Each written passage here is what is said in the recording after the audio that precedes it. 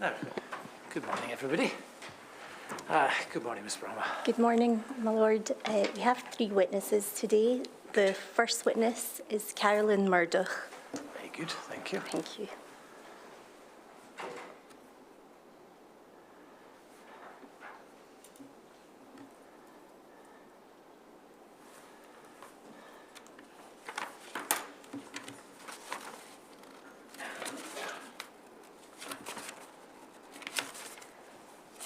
And Now, good morning, Miss Murdoch. Please take a seat, make yourself as comfortable as you can, and Miss Brahma, I beg your pardon, will ask you questions. thank you, my lord. Good morning, Mrs. Murdoch. Good morning. Could you please confirm your full name? Yes, it's Carolyn Murdoch. Thank you. And the inquiry has your details. Yes. You've provided a statement to us about your father, John Connolly. Is that correct? And for the record, the statement reference is SCI WT 0163-502. Now, there is a restriction order in place, I must remind you. So if you could please refrain, you are able to mention your father's name, but if you could refrain from mentioning other individuals' names and the names of people involved in the care of your father. Yes. Thank you. Now, the care home is able to be mentioned too. So your father had been living at Ashton Grange Care Home in Glasgow, is that correct? Yes, it is. And he died aged 104. Yes, he was. Yeah, on the 23rd of April 2020 at the Glasgow Royal Infirmary. Yes. Yeah. Would you like to tell us a bit about your father? Yes, there's quite a bit to tell, obviously, at that age. Well, he was in the RAF, and then he worked as a delivery driver with Fives Bananas after the war, and he was married to my mum for 36 years. She died at 66, and he used to say he thought about it every day. He was a character. He was involved with different charities. My dad was one of these men that we couldn't just join a club. He had to be a treasurer or a secretary or an organiser of some sort. He was involved in the Glasgow Old People's Welfare, as it was known when he was in it. And he won the Glasgow Community Champions Senior Award in 2013 at the age of 97. That was for his volunteering work in the community. He was also involved with the Masons and the Provincial Grand Lodge, which was another charity. He loved sports, football, ran pensioners' clubs, took them away for a few days, organised day trips. He was a busy wee man. Thank you. Now, prior to going into the care home, your father lived with you at home. Yes, he did. And you had help from paid carers multiple times a day. No, it was like your carers that would come in from the community. Yeah. With his age, he was entitled to that for, like his personal care, etc. Yeah. Because obviously he didn't want me doing that. Yeah. No, sorry, the reason I said paid carers is to differentiate from you as an unpaid carer. Sorry, yes. For that distinction, because I appreciate that you would have been an unpaid carer for him at that point, as he was diagnosed with dementia. Yes. So he did have... He did. 3 times a day they came in. Thank you. But there came a point where his doctor told you that he would require 24-hour care. Yes. And the doctor was concerned that although he lived with you, that wouldn't be sufficient. Is that right? It was becoming a falls risk. As the dementia progressed, he was having more falls, and then infections and delirium, and it was hard to keep him safe. Yeah. We did have an extension on. We put an extension downstairs earlier on, so that he didn't have to go up and downstairs. It was easier for him coming in and out. But then the problem that presented was, as his dementia got worse, as his falls risk was worse, his mobility, we were all upstairs at night and he was downstairs. Yeah. So we then had cameras installed in the house, but outside his bedroom door, right next to the toilet, in case he fell during the night, at least we would get notified. Or if I had to go out and leave him, I get notifications of that, anything happening with him. Yes, thank you. And at that point, you and your brother reluctantly agreed to that, and after much consideration, you chose a care home that was just a few minutes from your house. We did. We looked at several care homes, yes, and Yeah. yes, and when we went to the care home, we were able to speak to residents' family members who assured us that their loved ones were well looked after, and they certainly did. The residents certainly did look well, and the home was nice. It was being renovated at that point, but there was upstairs had been completed, and downstairs was still being done. The workmen were in. Thank you. And your father moved into the home on the 27th of February 2020, Yes, he just did. weeks before lockdown. At that point, when he moved in, were you all happy with the home and how he was settling in? Yeah. He had been in hospital, and he had gone into one of the local hospitals for rehabilitation, and his mood was quite low in there because he was in a room on his own. And when he came out of that hospital in there, he just sat up. He was hanging in a wheelchair. The next thing, he was sitting there, he was getting all the attention, and then he's eating, he started to eat again. He was doing really well, really settled. Thank you. And as we mentioned, 2 weeks later, the care home locked down. Yes, it did. What happened at that point? Were you allowed to visit at all? No, I had been in to see my dad on the Thursday morning, and I said I would be back down to see him at night because I went twice a day to see him. And I got a phone call from the home to tell me that was it. We couldn't come back in. It was locking down to try and keep the residents safe. Were you allowed garden visits? No. Were you allowed window visits? No. On one occasion, I went down to hand in sweeties, and he had a very sweet tooth, and I handed in these sweeties, and like, maybe a wee letter I would write to him. And I thought, I wonder if he's sitting in that room, you know, the communal room. I thought, no, don't look. If you see him, I'll upset you. And I did look, and he was just hanging in a chair. And that did upset me, but he was so close. Just take a moment. Yep. Thank you. Were you given a reason why you couldn't have closed window visits? They just said they didn't want to do anything to upset the residents. Like if my dad saw me on the outside and he was on the inside, and yet I couldn't touch him or couldn't be with him, they said it would be upsetting for the residents. What did you think of that reason? Didn't make any sense to me. We were fortunate for the short time that my dad survived, the start of COVID.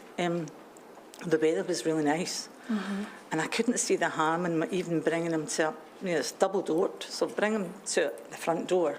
You know, even if someone's with him, I could stand back, I could speak to him, I could explain to him why I couldn't see him. I'm sure he would have understood that. Yeah. You know, because he recognised all his family and friends. Although he had dementia, he still recognised everyone, and he may have only remembered it for a short time, but I think it would have been enough that he wouldn't have been upset. He'd have been pleased to see us. Yeah. But the care home just didn't facilitate any of that. Were you able to use video calls with your dad?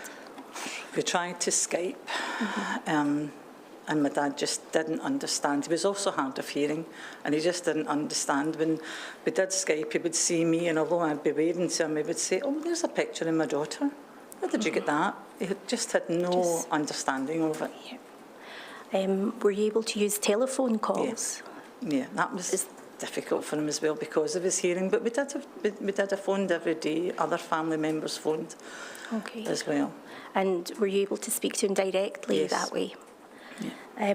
Did the home ever call to provide you with updates? Yes, they called me the first week, around about the 7th, 8th of April, I think it was, to tell. They did phone me, but they phoned me this particular day to tell me that several residents were displaying a range of symptoms. It wasn't particularly COVID. It could have been stomach upsets, gastric or chest infections, but my father wasn't one of them. Okay. But they told you that at that time, even if residents were symptomatic, they wouldn't be tested unless they went to hospital? There was no testing. I was told there was no testing for residents, and the only time staff would be tested would be if they had any symptoms. Okay, thank you. Now, at that point, during that phone call or a subsequent phone call, did the care home tell you they want to take any precautionary measures in respect of your dad, since he wasn't displaying any symptoms of anything? Well, they had asked about keeping him in his room to try and keep them isolated from, and I thought, well, okay. I obviously didn't know what kind of length of time they were referring to, but I did say yes, and that was fine. But then they called me a week later to say, oh, your dad's mood has gone down. Would you mind if we brought him out his room? And they had two large communal areas. And I said, well, yeah, if he's not in amongst a lot of people, I would say that, because if his mood's low, that's not going to help with his dementia either. So they said they could do that, and at least they would then be able to pop in and out and see him more than, because his room is upstairs, and maybe with the amount of, as I have found out, there was quite a bit of COVID in the home. Probably they were under a bit of strain to keep an eye on him. Yeah. Okay. Then on the 16th of April, after your dad had been in the communal area, they contacted you again. Yes. And they told you that he had developed a slight wheeze Yes. and that they'd requested antibiotics. That's correct, yeah. The doctor didn't come in, but his own GP wasn't visiting the care home at that point. Then you say that on Sunday the 19th, when you spoke with your dad, you detected a difference in him. Yes, he really wasn't good at all, and he didn't really want to speak. He ended up just saying, oh, he handed the phone away, and I thought, oh, no, that's not him, because I would just talk. He would talk away quite the thing. And no, I just knew there was a big change in him, and I said, no, I can't have this, I'm coming down. I'll be down tomorrow morning to see him. There's something badly wrong with him. Okay. How did they respond to that? The girl said, that's fine, you come down. Yes. Did that seem strange to you, that they hadn't allowed even window visits? But then when you pressed... This particular member of staff said to me, he's your dad, you come down and see him. Okay. Really? So did it then seem to you that the policy depended on who you were asking? Well, yeah, it must have been, probably because they saw the way my dad was as well. They probably thought, you know, well, yeah, she has got a right to see him. Obviously, I wasn't getting in the care home, you know, but they were going to let me see him somehow. Yeah. But I don't know how. Okay. Now, the next morning, so at that point, it wasn't clear that they would let you into the care home, but just that they would facilitate some kind of visit. I could go down. Now, the next morning, as you were getting ready to go to see your father, you received another call from the care home. Can you tell us about that call? Yeah, the girl called and said that my dad had deteriorated overnight, and they were really concerned about him. And they said that they felt that he really could benefit from possibly going into hospital, but at that point they couldn't get an ambulance to come to the care home if suspected COVID. So could I call the family doctor and ask them if they could arrange an ambulance to come to the care home? Okay. Did they explain to you why they couldn't get an ambulance? Was this a decision the ambulance service had informed them of, or public health? They couldn't get ambulances to come to the care home. They didn't go beyond that with you? Okay. They asked you to contact the GP? My GP. They contact the GP and ask the GP? Well, the call was to me to say, could you phone your dad's GP? Because I kept, instead of the care home's GP, I kept their family GP. And they just said, could you ask, because they won't send an ambulance here if we request. So your GP, if your GP does it, they'll do it. Okay. You then called the GP reception, and the receptionist told you a doctor would call you back. Yes. And you had to wait hours for that call? To wait for a few hours. Well, the 11 o'clock in the morning, I get the call from the home. And the ambulance, I think, arrived about 5, 6 o'clock at night. Dear. Did you tell the receptionist why you were calling? Yeah. She knew that your father needed an ambulance? Yeah. Yes. But either she wasn't able to or didn't ensure a quicker call back? Well, it took a couple of hours, I would say, for the doctor to get back in touch with me, but then obviously it took those hours for the ambulance to come. Yeah. Yeah. So.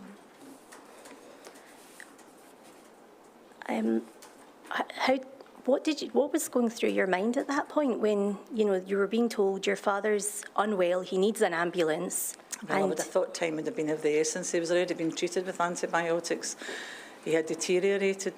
So he was an old man. He was obviously frail, obviously, at this point, although we hadn't seen him for weeks. But and I just felt time was going on, and you were sitting there very anxious and worried about him. You know? Thank you. When the ambulance did eventually attend, were you allowed to see your dad? We received a phone call from the home to say there was a Red Cross ambulance there and that they had said that we could go down and see my dad, which was unbelievable because, you know, I knew that that was not happening. And so we went down, and my son and I went down, and they let me contact my brothers, and they waited and let us see my dad in the ambulance. Yeah. And how was your dad at that point? When they brought him out in the chair, as soon as he saw us, his face just lit up. But once they got him settled in the ambulance, he was quite agitated and shouting for his mum and trying to get off the beds. But we calmed him down. I just spoke to him and calmed him, and he, you know. But we got about half an hour, I think, with him actually. But then they weren't sure. The way my dad was presenting, he didn't have a temperature. His oxygen levels were still 90 odds, which was for him, you know, when we sat 93 and upwards. But so they was very unsure if it was COVID that he had, and they weren't sure what to do with him. And so we had quite a discussion about it with the paramedic. And he said, well, looking at what's happened in the past with your dad, maybe we will get him in. Obviously, taking somebody to hospital as well if they don't have COVID, but they weren't sure. Yeah. So he said it will take him and we'll see what happens. So they did. They took him out. Now, once your father arrived at the hospital, you received a telephone call from the attending doctor in the acute assessment unit. Please, would you tell us about that conversation? Yeah. The doctor called and she said that she had had my father there, and that she asked me what it was that I expected to happen to him given his age and his frailty, which took me aback and upset me. And I thought, why would you ask me that? I said, I would think you would just treat him the way he needs to be treated, the way you haven't, the way he has been treated in the past. When he went into hospital before, they would tell me how they were going to treat them. Never ever asked me what I expected to happen to him. So I was really taken aback by that question. Were those the words that she used? Yes. What do you expect? What are you expecting to happen? What would you expect to happen to your father, Mrs. Murdoch, given his age and his frailty? And I said, well, I think you would treat him the way you would normally treat him. Give him fluids, IV fluids, and because he could be dehydrated, he's had a chest infection. And just about a year before that, in January 2019, he had a fall and a slight fracture, and he'd been taken into hospital. And when he was in the hospital, given his age, now he was 103 at that point, so they were just giving him kind of bed rest and keeping an eye on him. And then they proceeded to tell me that they wanted to catheterise him to check his input, his output. I asked why. What difference is it going to make to him? Oh, we just would really like to do this. And I said, well, okay, 2 days, and then that's it. But my dad pulled the catheter out, so that didn't work. Then they informed me they thought he had cancer, and they wanted to scan him. And I thought, but what if he has got cancer? What are you going to do? You're not going to be invasive to him. So anyway, we agreed, and they gave him the scan, and then they told me, no, he doesn't have cancer. I said, well, okay, that's fine. So in January 2019, they were prepared to do all this for him. He was back in again in August when my doctor thought my dad wasn't going to pull through. He'd been in several antibiotics, really quite ill. They sat in the house and told me that my dad could pass within days. And I said, please get him into hospital. And once again, they did everything. They treated him, they nebulised everything. But in April, what did I want to happen to him? What did I expect to happen?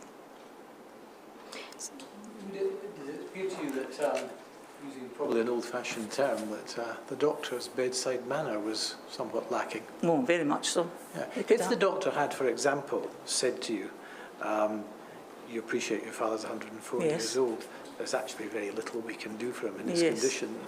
Might that have been a more acceptable, palatable message to convey to you? Most definitely. I could have questions. I mean, my brother and I agreed for a DNA to be put on my dad the year before, in August, when he was quite ill, and he didn't think he was going to pull through, because we're realistic in his age. Quite. You know, and he wouldn't want it. He had a good life. We wouldn't do these things to him unnecessarily. So, yes. Yes. Thank you, Mother. And in fact, after saying that to you, you had mentioned to the doctor that you would like you would hope that he would be put on a drip, and if he happened to pull the cannula out, well, you would hope for the cannula to be bandaged, and if he pulled that out, for it to go back in. But this particular doctor told you that they wouldn't be doing that. What she said was, I said, could they bandage the cannula, because it did pull, like, it pulled the catheter out, it pulled the drips out. And she said, oh, if your father's drip comes out, it's not going back in again. Yeah.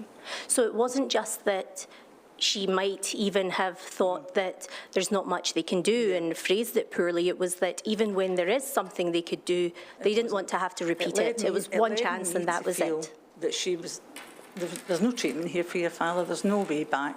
We're not going to do him. We're just going to let him die, is how it made me feel. That was very upsetting. Because I got so upset, my son took the phone from me and spoke to her, and her words to him were, this is end of life for your grandfather, he'll die in the next 2 or 3 days.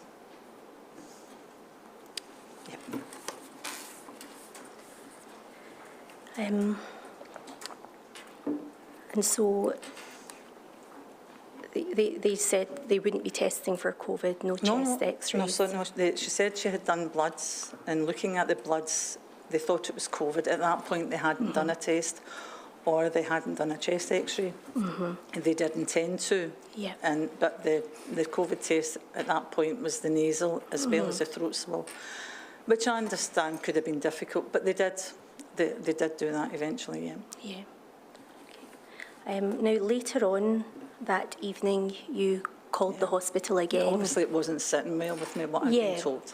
Yeah. So, you know, I understand you would have been in shock and you would have been quite upset at what you'd been told and what your son was told. Yes. So presumably you took some time, but then you called them again. I did. I called them later on that evening, and by this point, my father had been transferred to a ward. Okay. So no longer in the acute assessment unit? It had been moved, and the nurse, I said, look, I just want to reiterate what I told the doctor, that my father's drip, because he has the tendency to pull them out, please make sure that he has that fluid going into him. She told me that I'd been agreed with the doctor in the care home, as far as she was aware, that this would not happen. And I said, absolutely not, I'm his power of attorney, and I'm telling you, there has never been an agreement in the care home.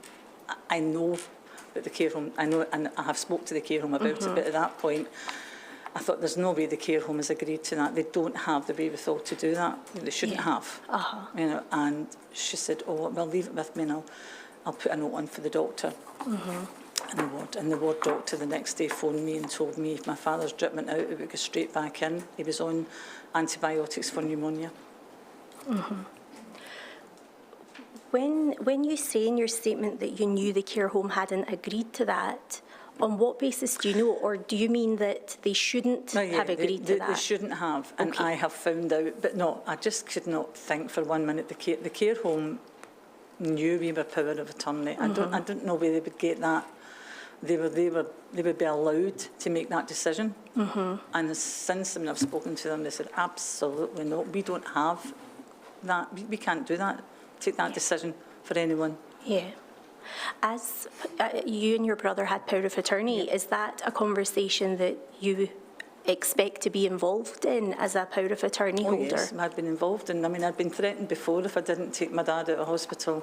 They were going to put him in a care home, and I said, no, you will not. We have power of attorney, you will not. I mean, I questioned a lot of things for my dad's. I was my dad's voice for years. He didn't know. He would just say, ask my daughter, speak to my daughter. But, yeah. How beneficial do you think it was having a power of attorney during the pandemic? Well, it didn't do much. Well, I don't know, because my father only lasted from, you know, a few weeks into into April, so that was only a matter of weeks. Yeah. But so it didn't come into play, really, so, for me. So in your experience, they weren't respected at all? No. Okay. Now, the next day, on Tuesday, the 21st of April, you spoke to the ward doctor. Can you tell us about that conversation? Yeah, she was very nice, and she had said that my dad was very settled. They had him on the antibiotics for the pneumonia, some kind of heat blanket or something to get his body temperature regulated, and he was doing okay. And then later on, we got the call to say that he did have COVID. Okay. During the first call with the ward doctor, did you bring up the issue of the drip? Oh, I did. What was her response? And she said to me, I can assure you, if your father's drip comes out here, it'll be going straight back in again. Okay. Yeah. So there was a completely different attitude? Totally different. Okay. And then you found out later that day your father tested positive for COVID.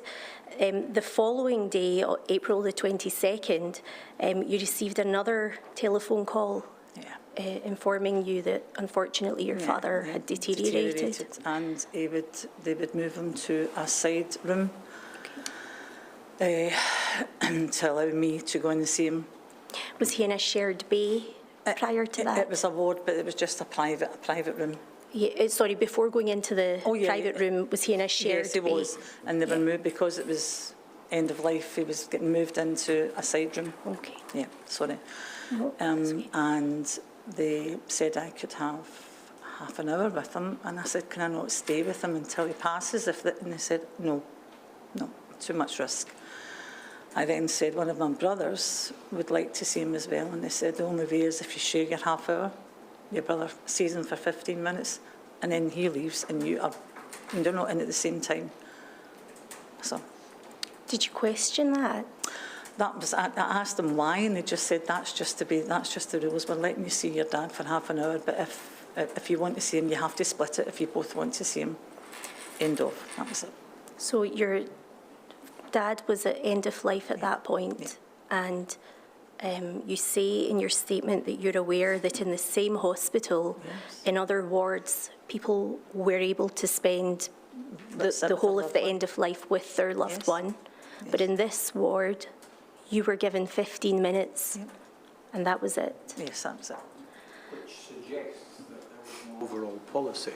No. And it was left to the discretion, if that's the correct word. Yes. To, I don't know, who's in charge of a ward? Is it the consultant or the nurse? Staff nurse, I don't really know. Senior charge nurse? Possibly, yeah. Oh, it was totally different, I know that. I take it you don't actually know who took the decision? I don't know who took the decision in that ward, no. Or in the person that I know in the other ward, I don't know who took that decision. I see that. Okay. Can you tell us how that visit went? It was very upsetting, because my brother had gone in first, and obviously I was waiting for him to come out, excuse me, before I could go in. And when I saw my brother walking out, and he had to walk away, he couldn't come near me, he had to walk out a different direction. I was standing here, he had to go that way.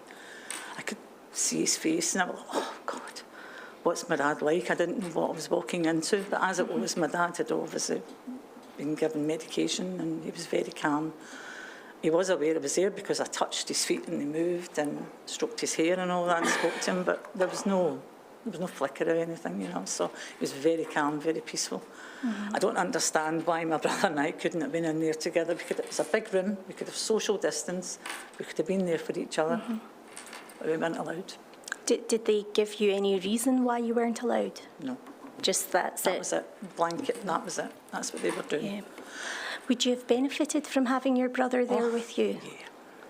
Would you have benefited from other family members being allowed to join? Yes. And do you think that could have made any difference for your dad, or do you think being able to get in a bit earlier could have? Well, I think if I'd seen my dad before all that came to that point, it made a difference for him. But at that, just the way he was now, it was end of life for us. it would have made a difference to be with him, to know that we'd seen him and been there with him until the end. He was 104. You know, he had lived a great life. Why couldn't he was used to having his family and his friends round about him. All of a sudden, he had no one. Yeah. And I don't know if anyone was with him when he died. Yeah. And that was just a few hours later, just into the next day at 1:30. Yes.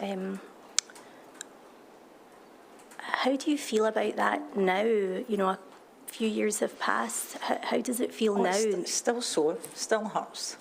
Guilt. Yep. We should have been with him.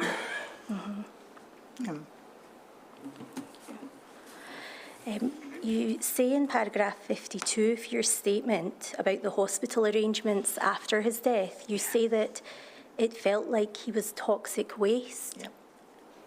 He was put in, I know he was put in, like my brother works with a funeral undertaker. And there was people we had arranging the service for my dad. And we know, obviously, he was put into a body bag and straight into the morgue.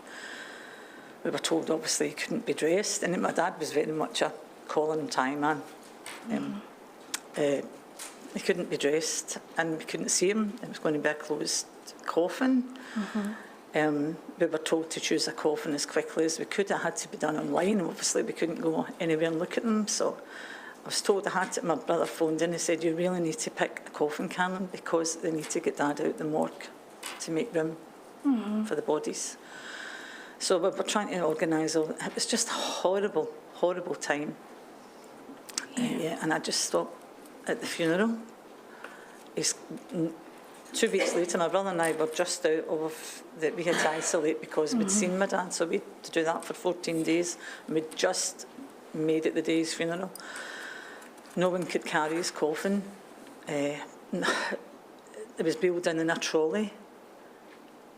It was absolutely surreal.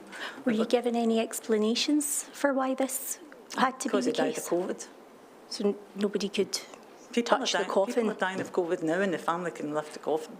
Well, I think, I'm not going to say that because, again, because of my brother. Sometimes it happens, sometimes it's a trolley, but they can still... It's totally different now. I don't understand why it was so severe for us. It was 14 days since they had died. You couldn't touch a coffin. It's just a traditional thing for families, but we're not allowed. We were told no flowers, no order of service. You couldn't sing a song. We had the music playing, so we had a piper. We did order flowers because the funeral undertakers did say to us, we'll lift the flowers. We'll lift the flowers if you really want flowers. Okay. So we said, right, okay. You felt you just kept doing something to try and honour him in some way because you couldn't. There would have been hundreds at my dad's funeral. It was so well known. Yeah. So even to have flowers there, it felt like you were doing something wrong and having to be sneaky about it. But we did it, because he said we could. You mentioned that you wanted to later have a celebration of your dad's life. Yeah. Were you able to do that? We did eventually, but every time we arranged something and we booked somewhere, we had to cancel because Glasgow kept going back into lockdown and we couldn't travel anywhere. We couldn't, we just couldn't get together as a family to have something to celebrate my dad's life. Yeah. And the various lockdowns and restrictions meant that it was a while before you could scatter his ashes. Is that correct? We still have a lot of his ashes, but we have scattered them, yes, in some places, yes. Yeah. But you wanted to do that as a family? As a family, we wanted to do it. And we thought we would have like his grandchildren there. They're older, right, but the grandchildren, and there's quite a number of family members would have liked to have been there, but we were told that we could only have 6 people outside wearing masks to scatter ashes in the garden of remembrance. So once again, we were restricted. We didn't do it. You couldn't decide who those 6 should be? Who would you choose out of 6 of the family we've got? No. Is it quite a big family you have? Yeah, well, by the time the grandchildren and great-grandchildren, my dad's age, they're all older, they're 18 and 20, and the grandchildren. So, great-grandchildren, sorry. So, they would have been able to be there if we had been allowed to do it. Could you tell us about the impact of losing your dad and having to go through all the relevant restrictions that had been placed on you and on his care? Well, obviously, as I say, my father had lived with us for over 27 years, 26, 27 years. So he was a big, integral part of our family. And all of a sudden, I was his voice, and then I had nothing. It was just all taken away. I had the guilt. My brother and I both had the guilt because we thought, okay, we'll put him in a care home. And then we put him in a care home, and then COVID, I know we weren't to know it, but COVID struck. And we also believed what we heard, that the government was going to put this ring of steel on about the care homes and everybody would be pretty safe in there.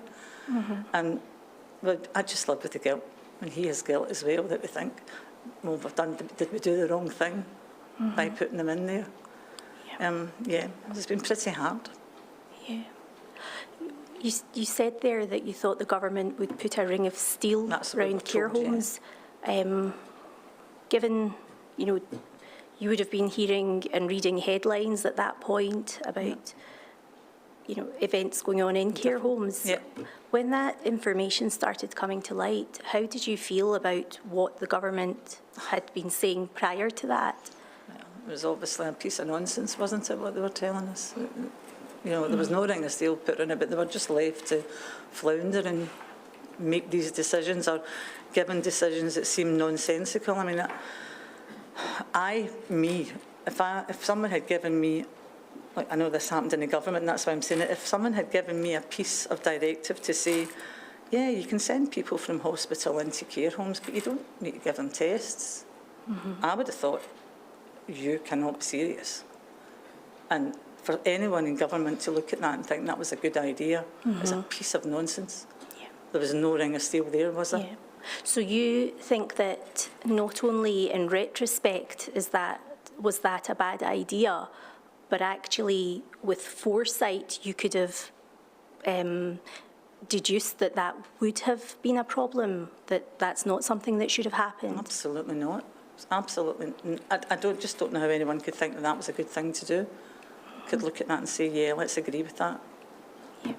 Now, my dad went in the 20th of April, and then the 21st of April, it changed, the directive changed, that people should be tested before they were moved. I mean, that doctor that saw my dad when he went in there told me that if my dad did pick up and could be discharged, even if he still had COVID, he would go back to that care home with COVID, which I questioned, and she told me, yes, he'll go back with COVID. And then be isolated, obviously.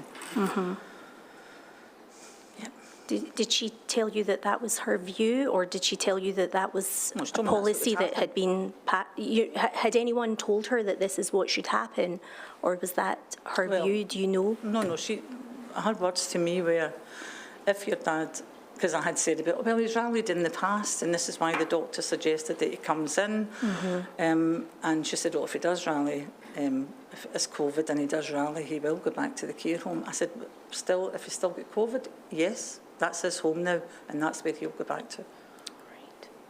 Which I thought was odd as well.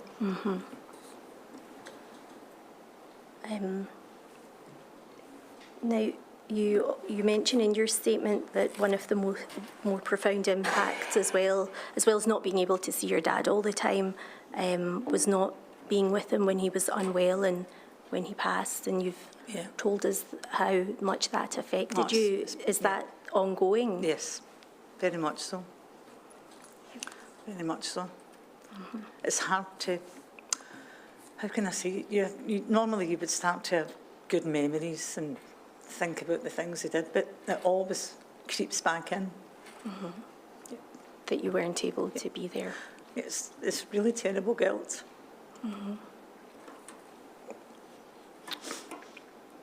Would you like a glass of water?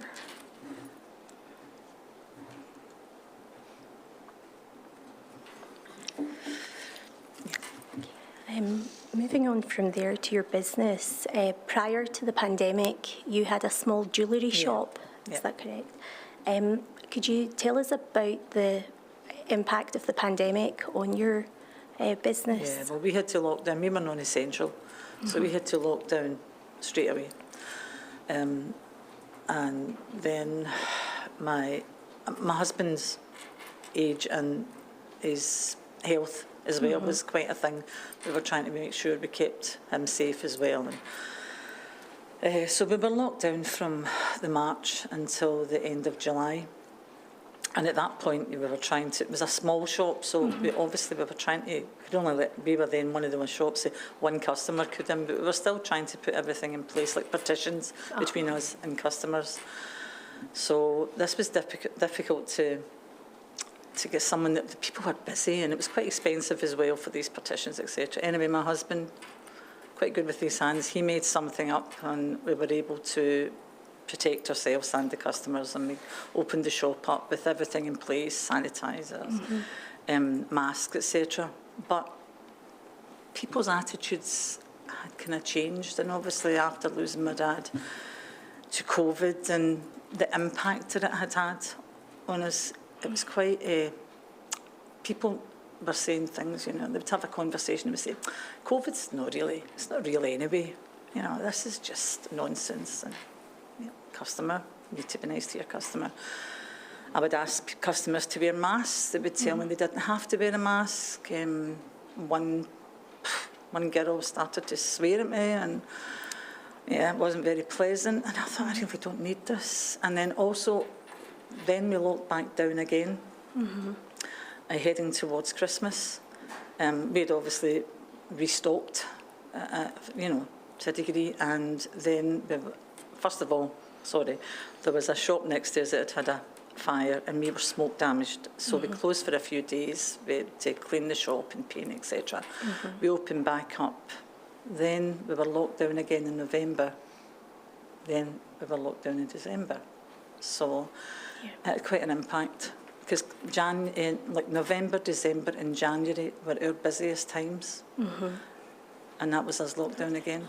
Yeah. So eventually that year, 2021, the following year, we just gave up, because you were having to try and build up your clientele. People had changed their way of shopping. You know, they were doing more online, and as I say, attitudes. I felt people were quite intolerant. I don't know if it was just everything that people had gone through. That's what we experienced. Yeah. So alongside grieving and not being able to really, I suppose, get closure in a way, because the restrictions prevented you from having a celebration or scattering ashes, you were then also having to deal with the impact of losing your business. You then go on to say that another impact on you was losing time with your grandchildren.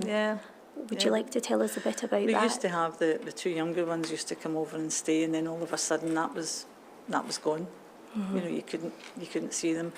They stay in a different part where they live as well. We really couldn't travel. We were only supposed to travel as well. So what we did do when we could, we would just go out and stand in the back garden, and they would stay in the house, and we would be in the back garden, and we would see them that way, and we would, because it's okay talking to them on a phone or whatever, or a wee FaceTime, but to see them and actually see what they're up to, it's, and we lost out on that. Unfortunately, my grandson, he was really quite weepy. He had lost, obviously, his great-grandpa, and then his own grandmother had died. She'd been ill, his mum's side, and she had died as well. And then he had gone from not being at school and not being, as a very outgoing boy, and not seeing his friends. He was quite impacted him. It was quite weepy as well. You know, it took him a wee while to come back. Once he got back out there again, it did have an impact on him. He's the older of the two. Okay. Yep. Thank you. Now, following all of this, you made a number of complaints about the treatment your father received and your experiences. You contacted your MSP. What did you say, and what was the response?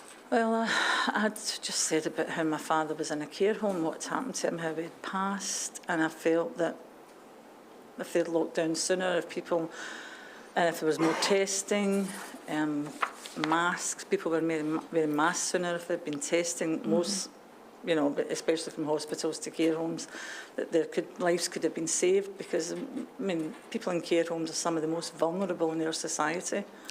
and they were just, this was happening to them, it just shouldn't have happened. To which he wrote back and told me that my experience seemed better than some people had had. Anyway, I suppose it was when you hear some of the horrific stories that are out there, but it was still a huge impact on me and my family. He also told me that there was an argument both ways about lockdowns being sooner. Some people may have not, may have just decided, I'm not going to stay in lockdown sooner than what they did. That did happen, he told me. So I said, okay. Right. And then it was that the money that would have been spent on testing kits, stockpiling test kits and PPE could have had an adverse effect on the NHS for the nursing part of it, and could have increased waiting times in A&E. That's worked out well, hasn't it? Yeah. Do you think that was designed to stop you questioning further why this hadn't been done? So to suggest that if you were questioning why money hadn't been spent on testing that could have been a preventative measure, on PPE that could have been a preventative measure, then you were suggesting that nursing care didn't matter and hospital care didn't matter. That was more important. So that's, do you feel that that's, you know, an alternative put there so that you didn't push any further? Well, the money would have had to go somewhere, so better going to the nurses than precaution here. You then complained to the hospital about the acute assessment doctor. I did, yes. What was the response there? That they spoke to other members of staff and they said she was lovely and compassionate and she was a very good doctor. Fair enough. But they couldn't find her. They couldn't contact her. They couldn't trace her. They reckoned she had moved to another health board. Within Scotland? Yeah, presumably, yeah. And they just couldn't trace her anywhere to speak to her about what had happened with my dad. What did you think about that? I thought it was nonsense. I thought it was absolute nonsense. I thought that the doctors are registered and that they should know where they are and should be able to contact them, but apparently not, according to the letter I received. They couldn't do that. Did you ever complain to Health Improvement Scotland, the regulator for hospitals? I didn't, no. Okay.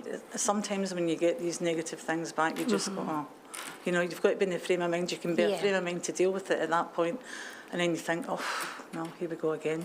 Yeah. And there's another block for you. Yeah. Thank you. You also contacted the care home. I did, yeah. What did you say to them, and what was their response to that? Well, when I wrote to them, I just asked them about their what policies, etc., and how did COVID get into the care home.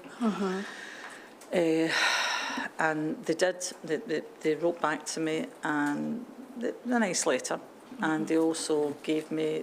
They included the guidance that was there at the time, and I asked about their, you know, about how things were conducted in the home, and they told me. I mean, I did have conversations with the home before I wrote to them as well, and the staff did say to me that they did follow the guidance, but they also said to me that they didn't bring in agency nurses. They tried at that point. Now I don't know, that was early on, because they had members of staff who were nurses, and they kind of stepped in to that role if need be. Members of staff who were nurses, but in other roles prior to this? They worked in the office, but they had been nurses previously, and they were prepared to step in. And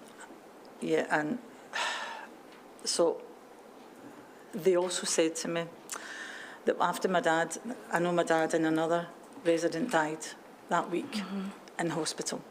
They'd been sent, they'd managed to get into hospital. Then they felt, had they done the right thing? Because they felt they couldn't maybe treat the person properly, the resident properly in the home, so they thought the best place would be hospital.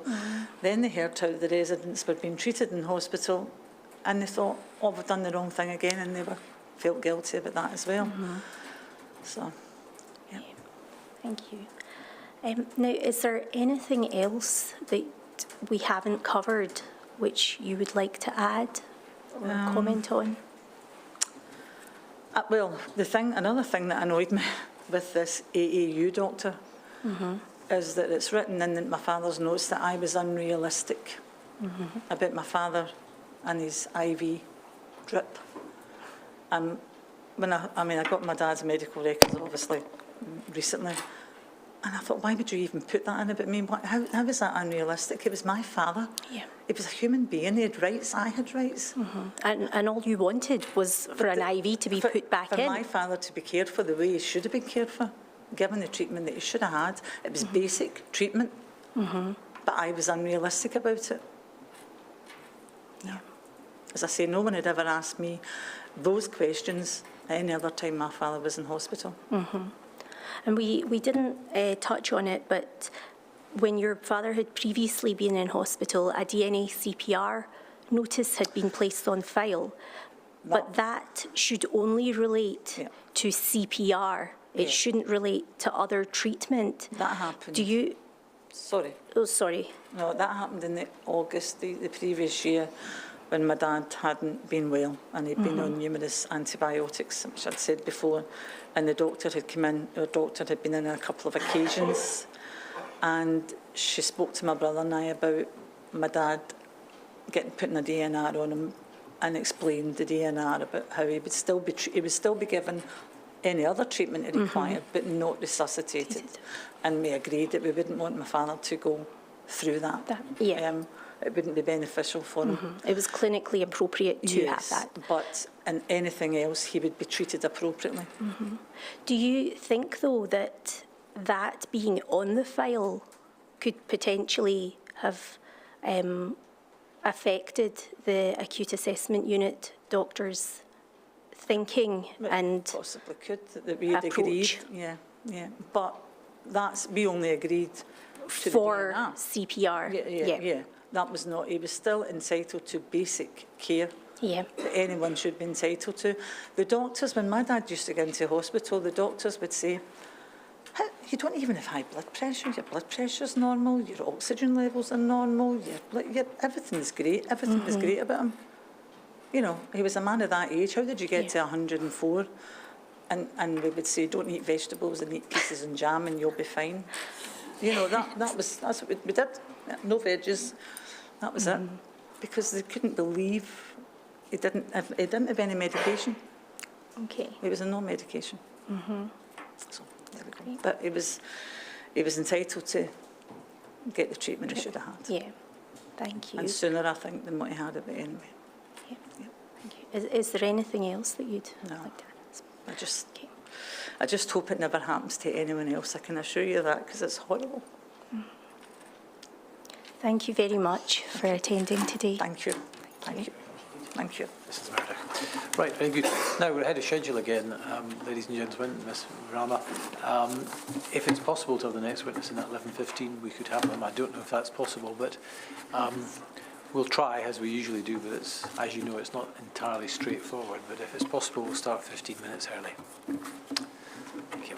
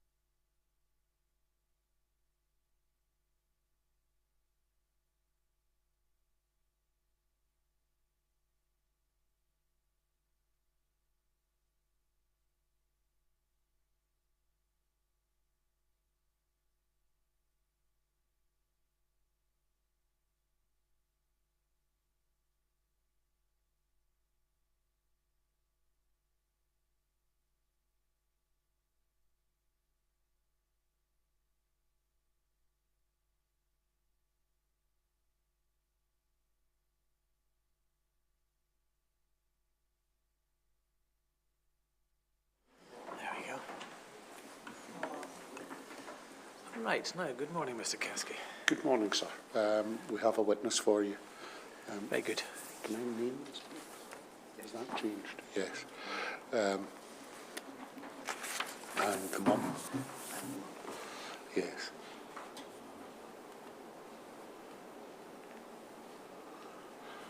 The witness is Sharon McBride. We can name her. We can also, as of a variation in the restriction order yesterday, I think That's right. Name her mother. Her mother. Very good. Thank you. If we could have a witness. Is someone going to get her?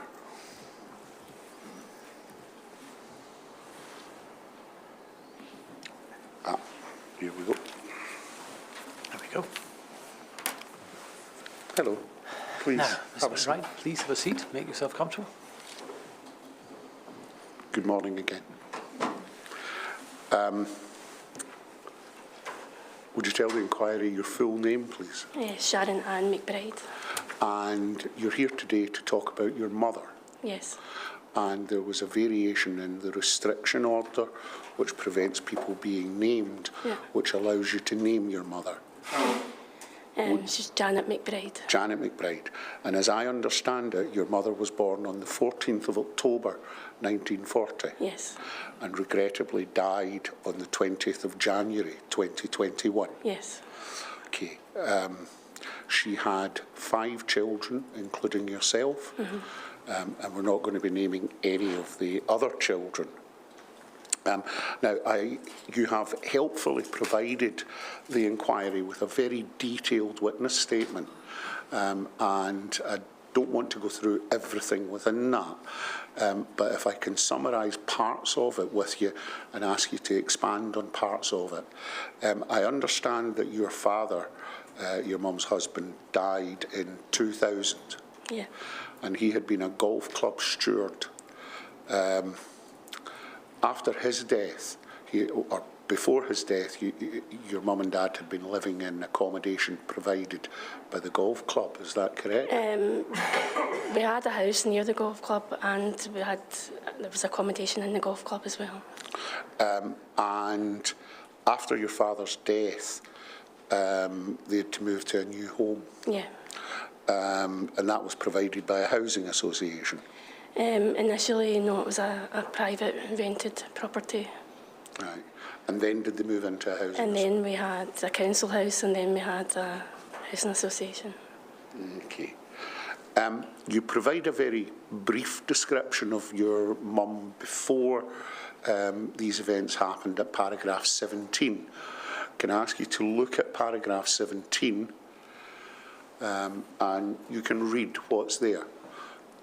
Yeah, before Mum died, Mum was very sociable. After he passed, she became more isolated. She did spend lots of time with her family, and she always enjoyed seeing her brothers, seeing me and my brothers and sisters and all her grandchildren. Right. Can you tell us a bit more about your mum, just at that time? So my mum was born in Blantyre in 1940. She was the second oldest of 7 children. She was born during the Second World War, so things were quite tough. She was clever. She passed her 11 plus to go to grammar school, but because the family was poor, they couldn't afford to send her to the school. So when she left school, she worked in the factory. She worked as a clippy on the buses. She worked as a cook in the golf club. She was a very good cook. She was a character, to put it mildly. You didn't mess with her. She was very feisty, very outspoken.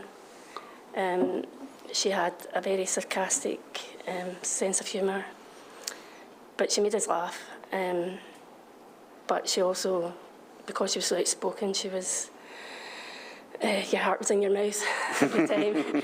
Yeah, so she was definitely what you would call a character. She did crosswords? She did crosswords. She was very good on the cryptic crosswords. She did the wee stinker in the Herald. She very good in the English language. Much better than us. She always corrected us. Our kind of word knowledge was amazing. she enjoyed the sunshine, especially. She hated the Scottish weather. She was always looking to go abroad and get some heat and some warmth. I think we all know how that feels. Yeah. So she, before, like I said, they had a very wide social circle when she was. When my dad was there, so there were always events, and they went on holidays together, big groups of them, and then when my dad died, she kind of became more isolated from him. I think I'll come on to that. I understand that, and we've already said, your father died in 2000. Yes. And 3 months later, she suffered a stroke. Is that correct? A heart attack. A heart attack, yeah. Sorry. And then her health, to an extent, deteriorated over time. Yeah. And you've provided details in the witness statement of the health problems that she developed. Rather than have you provide those details, if you can just correct me if I get any of these wrong. She had angina, chronic obstructive pulmonary disease. Although she had mobility problems, she was able to get around the house. Is that correct? Yeah, I mean, it was only in the latter years that she's really stopped going out, but even after the heart attack, she was going on holidays and things, so... but in the house, in the latter years, she was very mobile. She was never off her feet. She wasn't one for sitting down. Okay. I understand she also developed osteoporosis, which affected her back. Yeah. And towards the end of the time she was in the house, she had particular sleep arrangements. Can you tell us about those? Yeah, initially because of the pain in her back, she had we got her a chair, reclining chair, and she preferred to sleep on that with not a mattress, a kind of,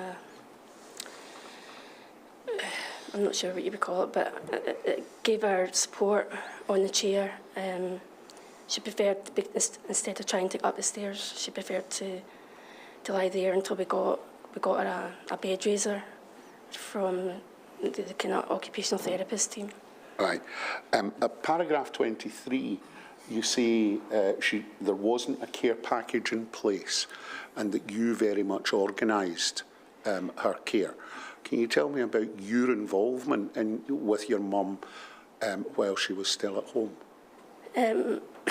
Well, I probably dealt with all her kind of medical issues, our kind of financial details, you know, like if she had bank things to set up or she had to hospital appointments, all that. I kind of organised all that. I mean, she was more than capable of doing it herself, but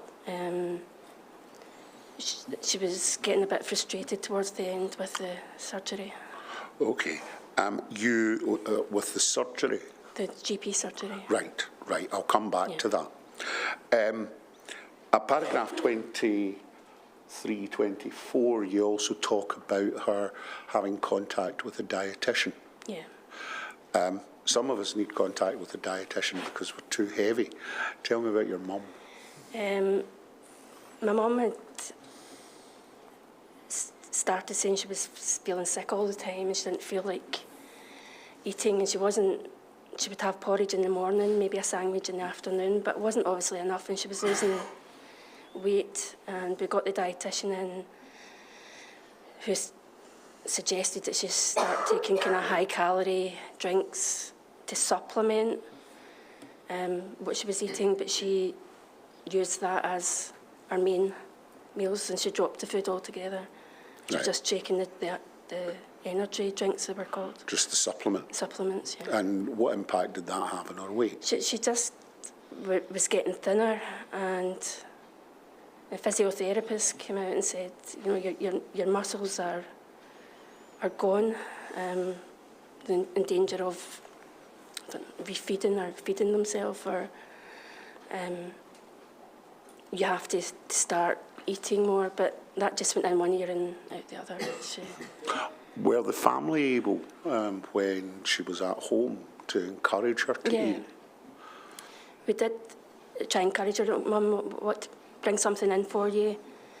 She liked a particular little cake. We'll bring that in, because the dietitian said the higher calorie, the better. And she would like custard. She liked her custard, so we would bring that in, try and get her to eat that. Anything high calorie, anything that she'd a fancy for, we would bring in. You said there was a problem with the surgery, by which you mean the GP's practice.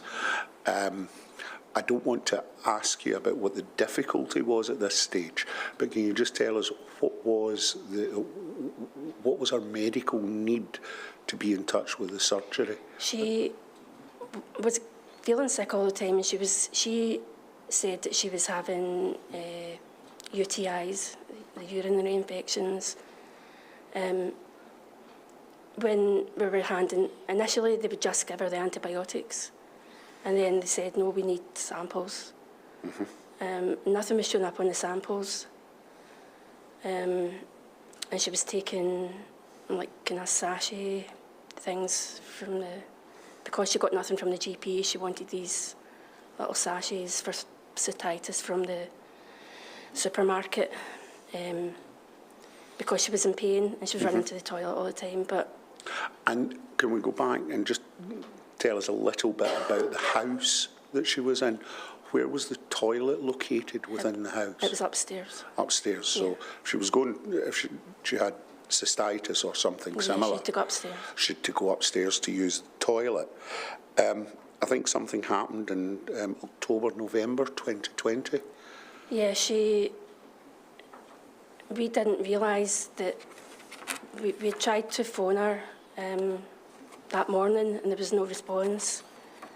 So we started to get a bit anxious about her, and when we got over there, we found that she had lain on the top step of the stairs all night. She'd fallen up the stairs for some reason, and she was very confused and cold, and she was complaining her shoulder was sore, and so we ended up calling out the NHS 24. And what happened? What happened in terms of at that point when she was found? She said she'd managed to. She lay there. She didn't know how long she lay there, but she managed to crawl into the room, I think she said, and then she just had lain there. So we tried to get her. Tried to get the story from her because she was a bit confused about what happened, and we weren't entirely sure. We finally got the story. And what was the story? She had just tripped going up the stairs, and she couldn't get herself back up again. Right. Now, I understand that within the family, you took steps to provide protection for your mum in the future. Now, without naming any member of your family, can you tell us what happened? So after that fall and her discharge from hospital, we asked if my brother, he was in the shielding category, he was living in Eyemouth. He was on his own. We asked him if we could come and get him, one person in a car, because there were still restrictions, and bring him up to stay with my mum, because we were a bit concerned about our mental health and the fall. And did he agree to do that?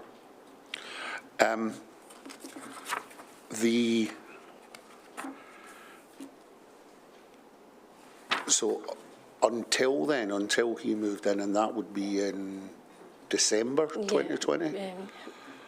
Or thereabouts? Yeah. How did she deal with the lockdown up to that point?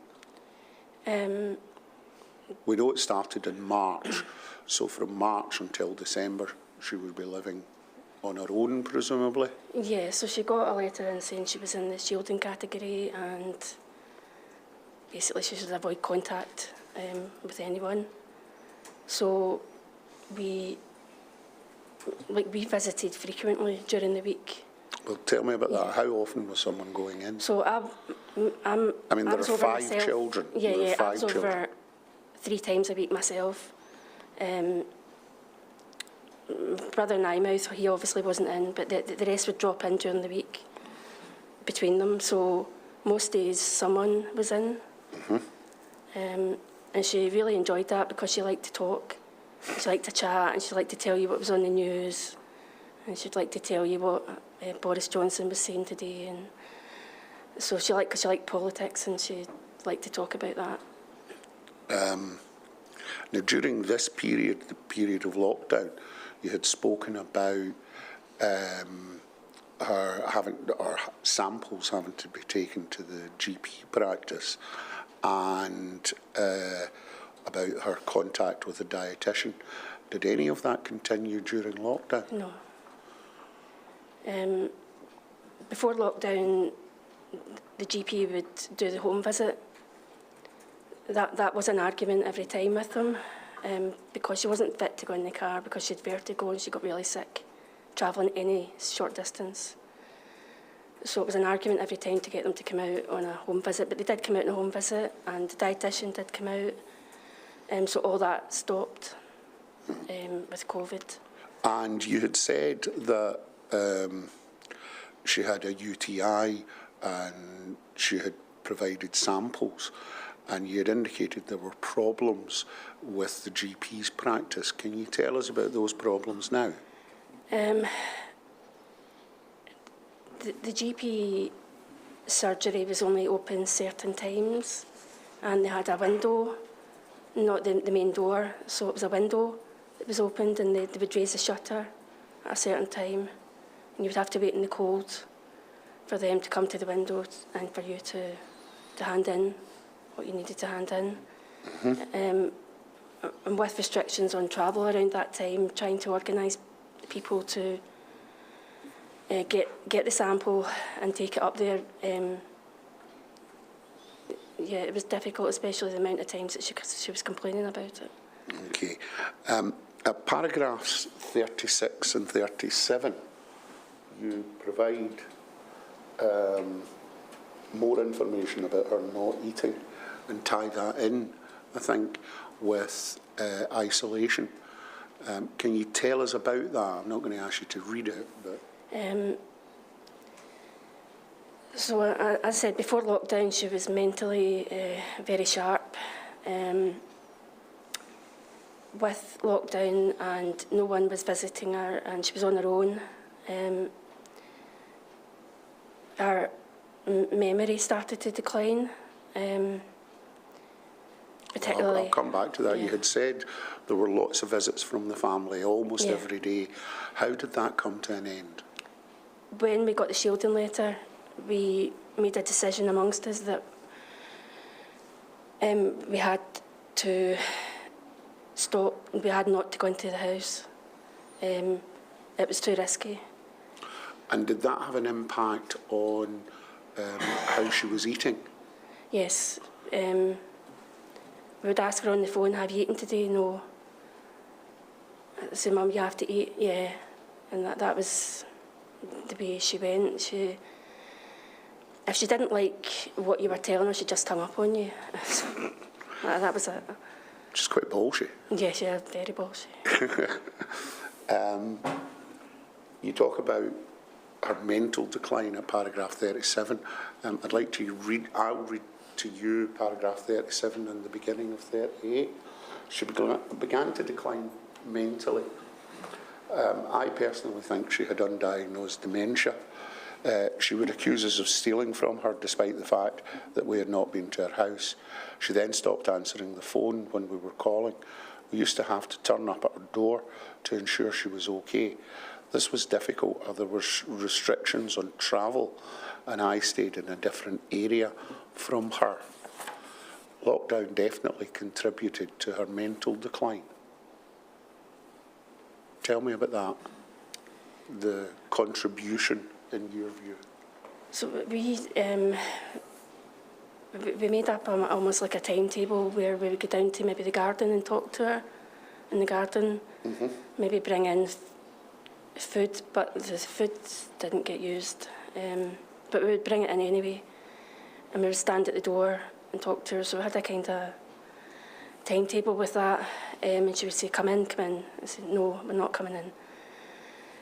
As time went on, she get more frustrated with that. I've not got anything. I said, I know you haven't got anything, but we might have. So she would make accusations that things were getting taken from the house. She accused my sister of taking something. Then she accused me of taking something. And apparently my partner was the distraction while I took the items. So Bonnie and Clyde here. So we couldn't reason with her that it wasn't possible that we took anything, but she, because she maybe forgot where that item was, she thought someone had taken it. So she would accuse it. Everybody was horrified. So Mum thinks I took that. And I'm like, she just doesn't remember where it is. But I can't say that I was patient with it. I was too frustrated with her. Because I knew her before, and now that she wasn't, to me, being reasonable, she wouldn't accept that nobody took anything from her. And then... Was it difficult for you, who was in touch with her frequently at that time, to measure the decline? You couldn't measure the decline because just she started repeating the same things as well. I said, yeah, your mum just told me that one, Mum, or on the phone. I thought, all right. Then it escalated from that to, you're taking things, you're all taking things from me. And then she would take the huff with you, and she wouldn't answer the phone because in her mind you had done something to upset her, but you didn't know what you had done, but she wouldn't answer the phone to tell you. So because she was on her own, we needed to know she was okay, and she just stopped answering the phone. So you had to turn up at the door. She wouldn't answer the door. Are you okay, Mum? And shout. You know, you'd get a face from her, but you know, then she was okay. I found that really difficult, especially when she stopped answering the phone to us, because it was difficult enough to try and keep an eye on her without her cutting off the communication as well. And that was as far as you're concerned, that was a function of the deterioration in her brain. Yeah, I believe so. Right. But you weren't able to get a workaround for that apart from turning up at her door? No. I understand that she went into hospital fairly briefly.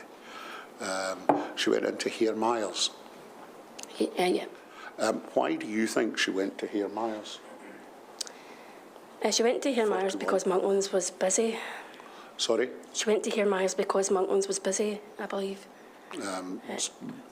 Busy in terms of didn't have any room for her.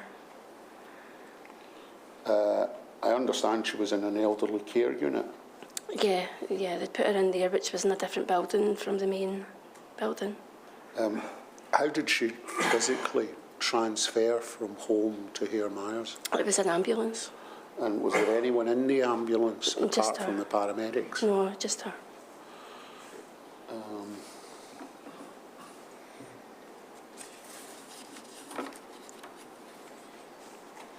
I don't think anyone was allowed in the ambulance at that point unless they were...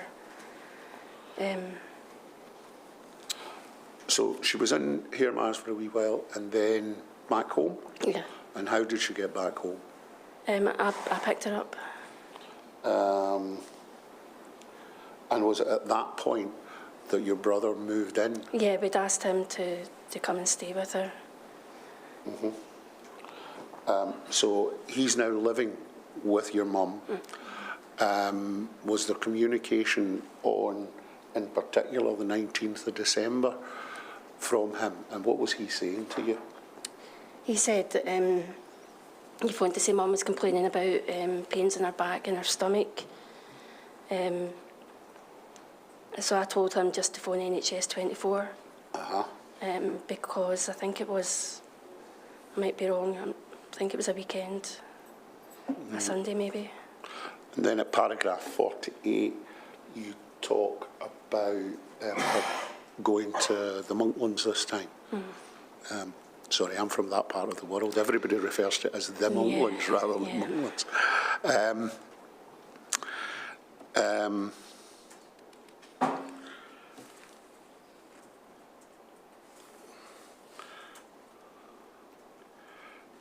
At paragraph 49, you talk about her being tested for COVID. Yeah, so they, when I reviewed the notes on the 20th, they tested her, and she was negative. So they put her on what's called an amber pathway. Can you explain the pathway system as far as you're aware? The hospital explained to me that the only people who were given a green status were those who had been isolating in hospital before an operation. Anyone else who was not positive was put on an amber pathway, and red was for the positive COVID. And which pathway was she put on? Amber. Amber. And you talk about getting a phone call from a doctor in admissions at Monklands. Yeah. What was that about? So I think they called me to get some background on why she was in, a little bit of her history. I have put in my notes that I think the DNR was mentioned there. I'm not sure it was on that first phone call, but it was fairly soon after that it was mentioned. Right. Now, you and your family had a particular attitude to do not resuscitate notices. Yeah. Can you tell us about that? So they mentioned to us on the 29th of December, she was having an endoscope on the 30th, that they wanted to put a DNR in place. I said, I'm not in favour, but I'll speak to my brothers and sisters. And they were not happy with that at all. And I said to them, we're not happy with that going on. They explained in great detail about what exactly happens during the CPR, and I said, I understand that, but we want her to have every chance. So on the 29th of December, they said, we'll talk about this again. And so at this stage, it was left at that. Yeah. Oh, but they do return to that issue later. Tell me about Christmas 2020. So initially when she went in, the initial indications were that she would be out fairly soon. So Christmas was my mum's favourite time of the year, so we obviously wanted her home for Christmas. But she didn't obviously get home, so we took turns going to the ward door. They would let us stand at the ward door, and she was at the top of the ward. And we could kind of shout up to her. We handed in presents for her. Later we found they all came back unopened. She didn't want to be in hospital for Christmas. So she didn't open any presents.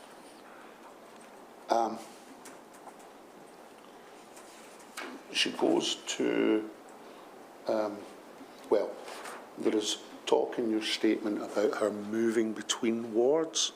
Can you just summarise that for us? Yeah, she got moved to another ward when she tested. You can give the ward numbers, I think. Yeah, so she was in ward 17 from her admission up until the 2nd of January. And on 2nd of January, when she tested positive, they moved her to ward 2. So at that point, she tested positive for COVID? On the 2nd of January, yeah. And when she had gone into hospital, she had been tested, and at that stage had been negative. Yeah. So when she gets moved, which ward did she get moved to? Do you recall? Ward 2. So she goes from ward 17 to ward 2.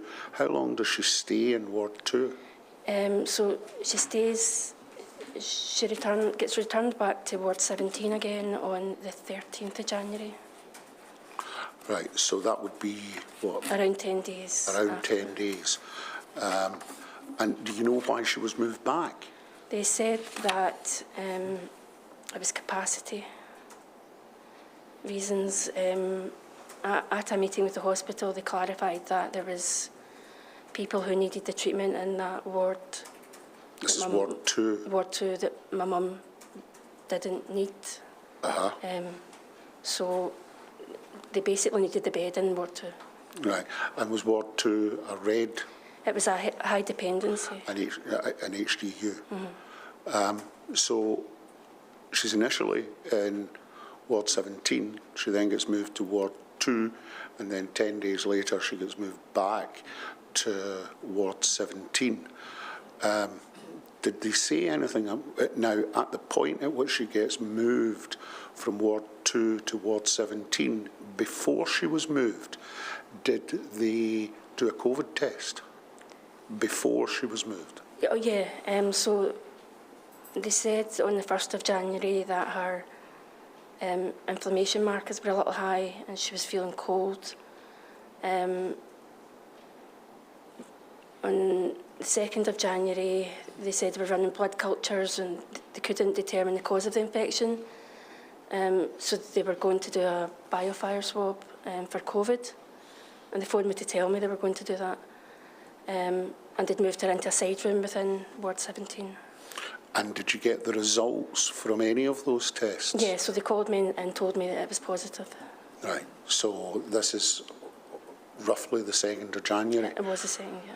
That you're told that she's now positive for COVID, having been negative. Yeah. They have said in their letters to me that it was hospital acquired.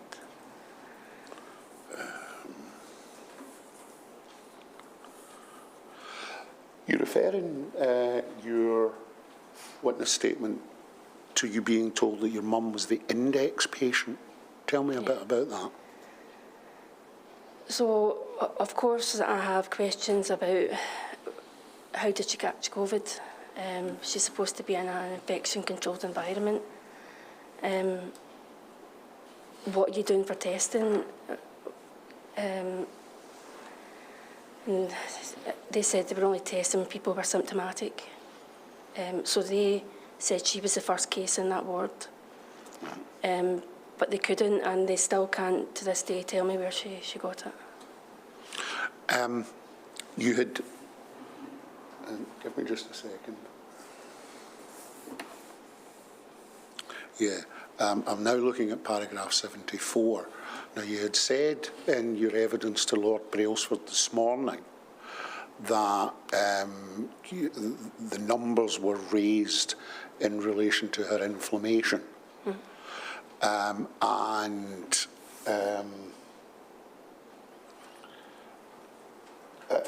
You understood that to be a bad thing. But you were also being told until the 2nd of January that she was COVID negative. Yeah. Did you think you were receiving consistent information from the hospital?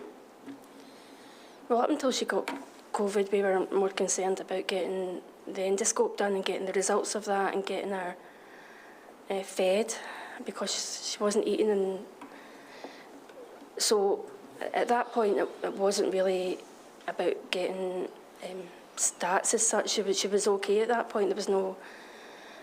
After the 2nd of January, I was the main point of contact. I phoned 3 times a day, so I was then relaying that information back to the family.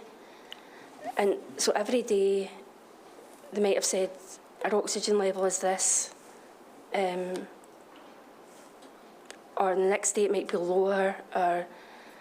So the family were getting mixed messages. So the doctor was basically telling me she won't survive this. But the stats were saying they were reducing the oxygen. They would reduce it and then put it back up, then they would reduce it again. And we were thinking, well, that's a good thing. It's just that, you know, she's fighting it. We just felt a bit... I had several conversations with the doctors in there to clarify, because obviously the family had questions. And they just kept reiterating to me, it's just, we don't think it's a survivable event. All right. At paragraph 76, you talk about an event that took place on the 18th of January. Can you tell us about that? And then, tell us about that first. So, the 18th of January, they said that her inflammation markers had gone a bit high again.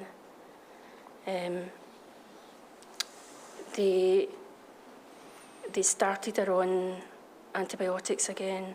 They said she now had hospital-acquired pneumonia, and that it was just a matter of time now. And then on the 19th, the next paragraph, you were given more information. Yes, I got a phone call about 1 a.m. from the nurse to say, you have to come in now. Was the whole family allowed to go in at that No, stage? just one person. Just one person. And who was that person? So I had to make a video call to my brothers and sisters at 1 o'clock in the morning, which they were obviously distressed about, and I said, one person. So they said that I should go. That it should be you? Yeah.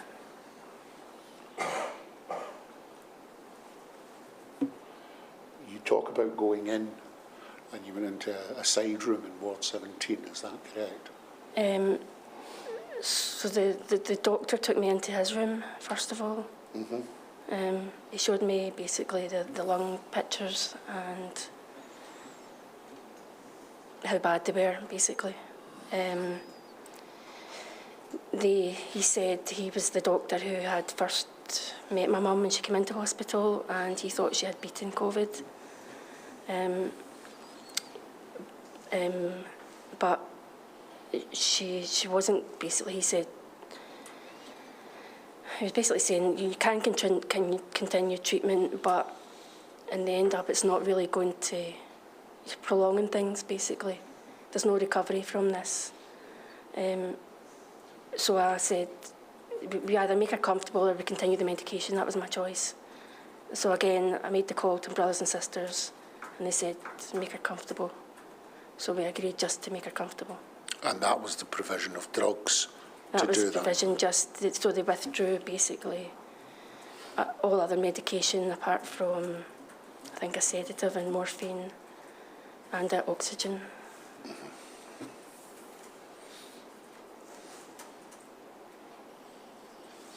At that point, were you being told how long they thought she had to go? So a consultant came in at some point in the morning, and I asked her how long, and she said about 12 hours, and she was almost exactly right. And how long at that point had you been there? I'd maybe been about 5 hours at that point. I think the consultant came in 5 or 6 in the morning. And she passed away the following morning around 4 o'clock. Right. Now, I understand that an arrangement was made within the family for someone else to attend. Can you tell us about that? Yes, so this is a big regret for me. I was having a breakdown. I couldn't kind of watch her die. I wish I had stayed. Now, on hindsight, I wish I had stayed with her. But I just couldn't. I couldn't. I don't know. I couldn't watch it, but I should have. But anyway, I asked them if there was someone else. Could there be other arrangements? I didn't want to leave her on her own. So if they'd said no one else, I would have stayed. They spoke with infection control, and they said, if you go out, you don't get back in, and if one person comes in, that's them, that's it. So I made a call to my brothers and sisters and said, my older brother wanted to come, but he'd been waiting 10 days for a COVID result and hadn't got it and struggled to get that result. So he was angry that he couldn't get in because he didn't have his COVID result. I didn't want to take the risk. So in the end up, my younger sister decided to do it. And did she effectively swap places with you? Yeah. And was she there at the end? Yeah. So your mum had someone with her? Yeah.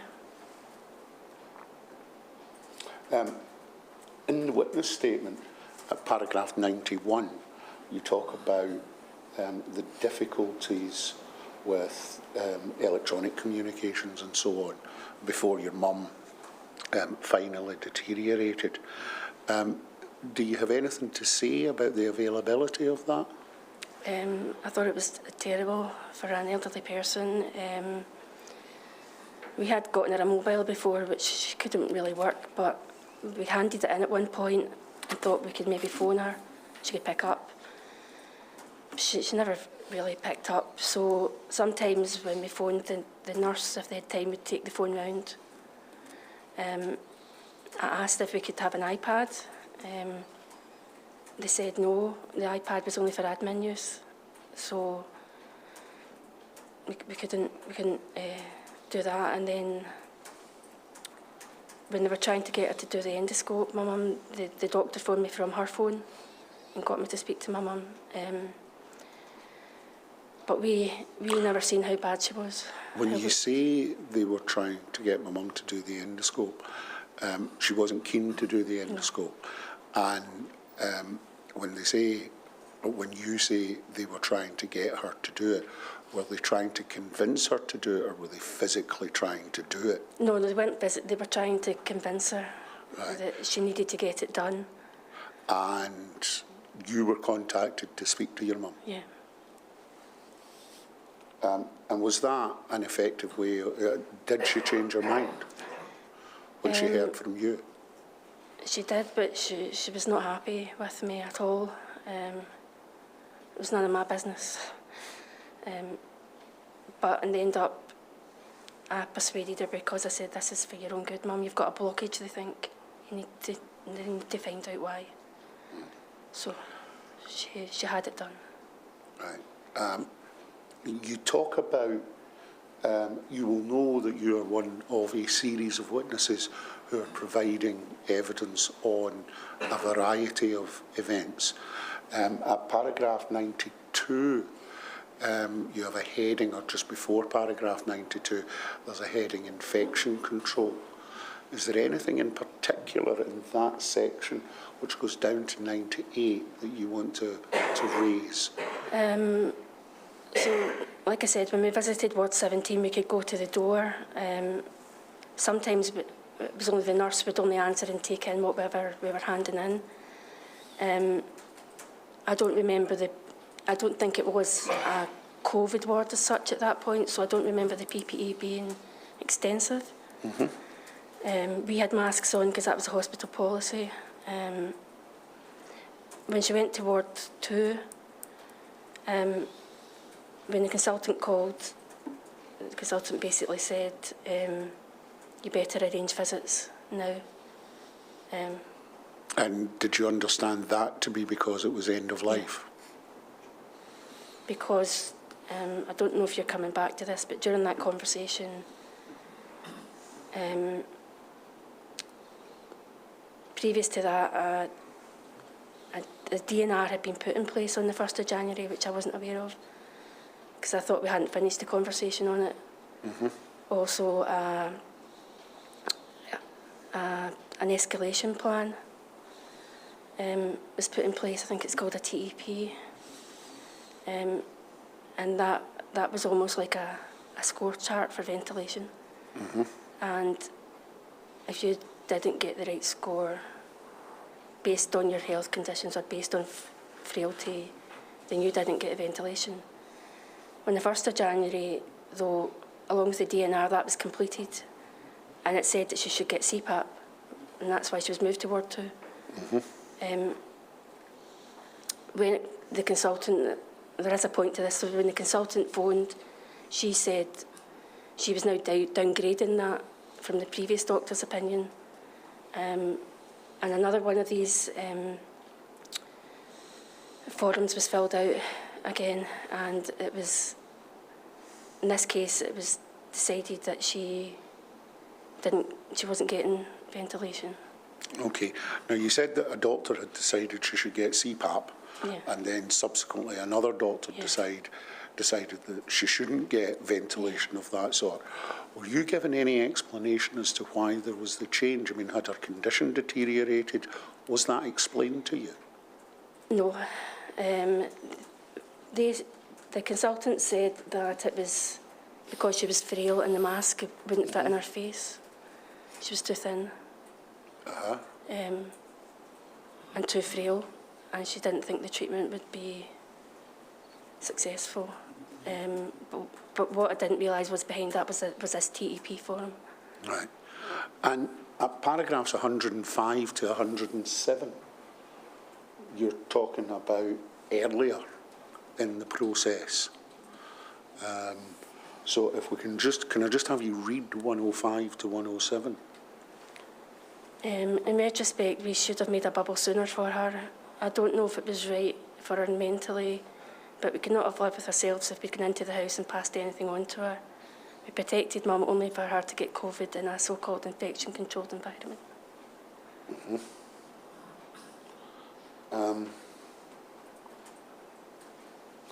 You talk at paragraph 108 through to 114 about the DNR order, and you've said quite a lot about the DNR order orally this morning.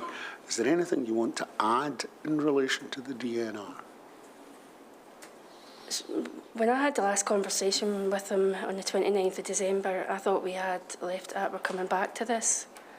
Then found it on our file dated the 1st of January, along with our escalation plan. And on the 2nd of January, when I spoke to another doctor, we were still talking about the DNR. They hadn't said it had been placed on her. They said that, oh, we can make the DNR mandatory for medical conditions, and they didn't tell me that they had already put it on her file. Have you seen the DNR? Yeah, I've got it. Okay. And we can maybe take a copy of that. Well, I think that would be helpful if you're happy to do that. Yeah. Had your mother signed it? No, they said that she didn't have the capacity to understand. So it was ticked as, does the patient understand? And it said no. No. So why were you given any explanation as to why they were relying on a form that she couldn't understand? So we had said to them when she went in, we were worried about her capacity. They tested her on the 20th and she passed, with no impairment. Before they did the endoscope, they did another one which was a low score. So the endoscope was actually put through on medical. They decided on the endoscope, not my mum, and they end up, because of capacity. On the 29th and the 30th, they did more of the capacity assessments, and on the 30th it showed capacity impairment unlikely, but yet the DNR and the treatment escalation plan were filled out as if she was incapacitated. She didn't have the mental capacity to understand. Okay. Were you... The endoscope? Yeah. What was it for? The consent form in relation to the endoscope. So Did it say that she had capacity or lacked capacity? Lacked capacity. Lacked capacity. Yeah. And therefore it was done on medical grounds only. Yeah. And the doctor certified that. I think we should see these medical records in this case. Sorry, sir? I think if it's possible we should see the medical records in this case. Okay.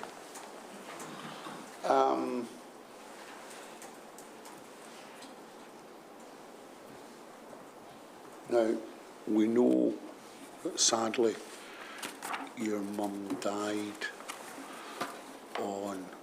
I'm sorry, before you go there, can I be absolutely clear?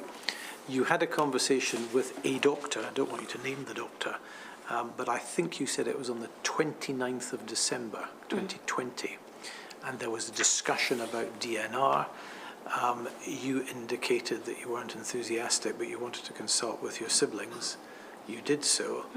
They shared your concerns. You went back to the doctor? I believe I went back and said, I'm not convinced about this, and they said because I wrote everything down with conversations after I spoke to them, and they said, OK, we'll leave this discussion for another time. Right, that's what I thought. And therefore, so far as both you and the relevant doctor were concerned, the matter had not been concluded and was to be discussed further. Yeah. And yet there was a DNR in place on the 1st of January 2021. Yeah, we seem to see these. And we know that your mum died on the 20th of January. I'm going to paragraphs 115 through to 117. And what you say there is this: the impact on the family of mum passing, as I said previously, is that we were surprised due to the conflicting information we were given from the medical staff. Some would advise her blood markers were good, but then we were told to prepare ourselves for the worst. We were all isolated in different houses when we found out that mum had actually died. It was extremely difficult for us all, even though we all had our own families. As a group, we could not get together to mourn. Everything was done over the phone. My sister had to tell us via an app that mum had passed away. This was how we found out at 3 a.m. I think we all took it in different ways. And then you say something about how your brother took it. And this is they were talking about the brother who had moved into your mum's house. Again, without naming him, can you provide us a description of his reaction? So my brother had been, when we did the swap over, he had wanted to go. He was the oldest. He was angry, and he's still angry that he never got in to see her that day. So when she passed away, he's now on his own in my mum's house. The rest of us have got someone with us. He doesn't have anyone. So we all communicated via an app, and he was really frustrated and angry, and he started to feel not well, and he just seemed not to take it well, and I think that was all related to the fact that he couldn't get in to see her. He never saw her. And within your family and your wider community, would it be normal for the body to be viewed after a death? Yeah. So there would be a general expectation that he would be able to see the body. Mm. But that didn't happen at any stage? No, because it was COVID, it was a closed coffin. You said that you had swapped places with your sister, and that she was there when your mother passed away. Can you tell us about the impact on her? The impact is really harsh on her. She's the youngest, so she's took it the hardest. Mm-hmm. And I think that's related to the fact that she was there, and I should not have put that on her. I should have stayed as the older sister. I shouldn't have put that on her, because now I can see that she's really struggling with the fact that she was the last person to see her. At paragraph 121,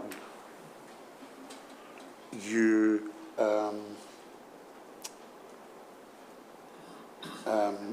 say that you got the death certificate fairly quickly, or 122, and it provides a series of reasons at 121, causes of death.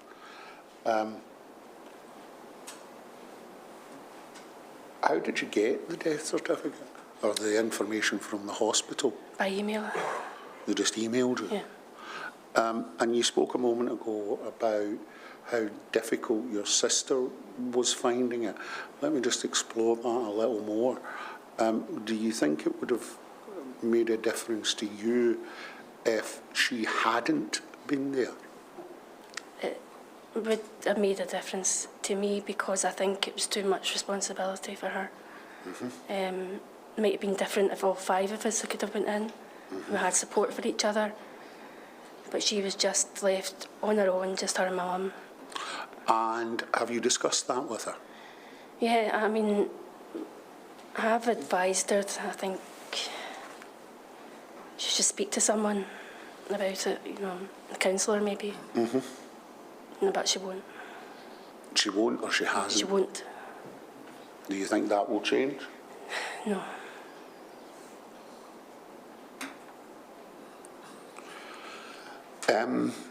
At paragraph 125, you talk about the funeral process beginning effectively the night before the funeral. And you said, I think, that it was a closed coffin. Was there a priest present? So the coffin, we were Roman Catholic, so normally the body would be taken to the chapel and the night before. In this case, it had to be kept in the funeral home. But they allowed us to do it's called a rosary service the night before. They allowed 20 people, I think, in the hall, and it was just a kind of prayer. Did you and your family take comfort from that? Yeah.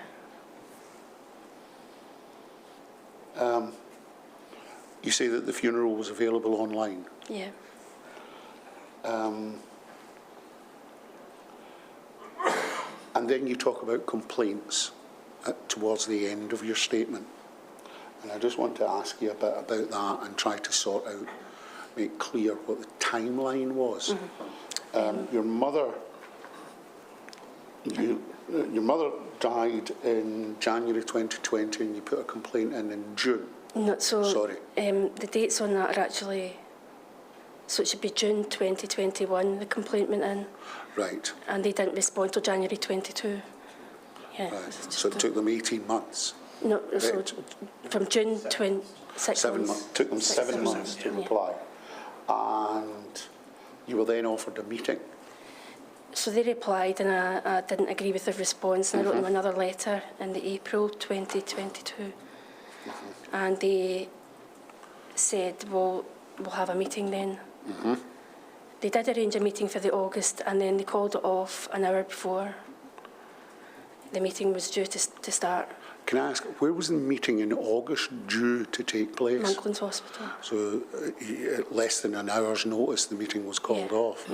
Did they rearrange it? Yeah, so it wasn't rearranged until, I think it was, it was another couple of months, end of October, 31st of October, I think it was. Right. Yeah. And from your side, who attended? Just me and my aunt. You and your aunt? It was my dad's sister. Right. And again, that was in Monklands? Yeah. And how many people from Monklands attended? So, I just reread the notes again. So there was, I think, 6 of them. Right, and we don't want you to name any of those, but so there was you and your aunt. Are either of you medically qualified? No. The people who attended from the hospital, were they all doctors? Were any of them Apart doctors? from one note taker, they were all the note taker and the director of hospital services. There was a consultant, a doctor, and 2 senior nurses. And there was a note taker present? Yeah. Have you been provided with a copy of the notes, and was that sent to you shortly after the meeting? No, again, there was a delay getting that. So the meeting was in October, and I didn't get the response until January 23. Now, you say the response... The response with the meeting notes. With the meeting notes. Tell me what the response was. So the response was, do you want me to read it out or have it with me? Or?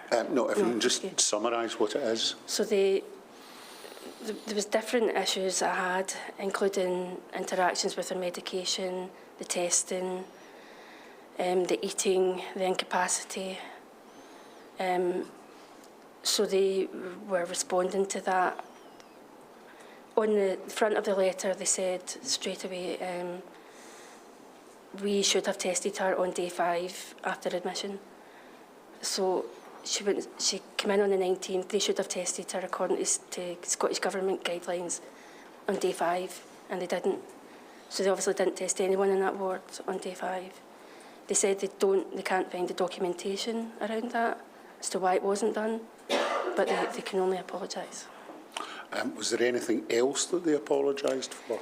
They apologised for some lack of notes in terms of her mobility and in terms of... Really all they were apologising for was